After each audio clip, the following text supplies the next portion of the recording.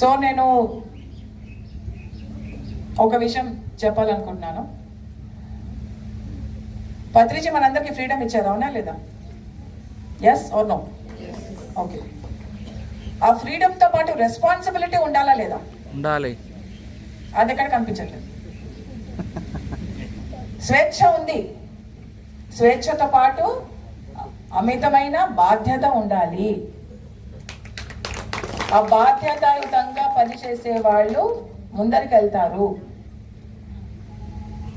బాధ్యత is very very important. బాధ్యత అంటే మనం ఏది ఇస్తే మనకి అదే వస్తుంది. కర్మ సిద్ధాంతం మనకి పత్రిక నేర్పించారు కదా. మనం ఎంతమంది ఫాలో అవుతున్నాం? ఫ్రీడమ్ అని పేరు చెప్పాలి, మన ఇష్టం వచ్చినట్టుగా చేస్తున్నాం.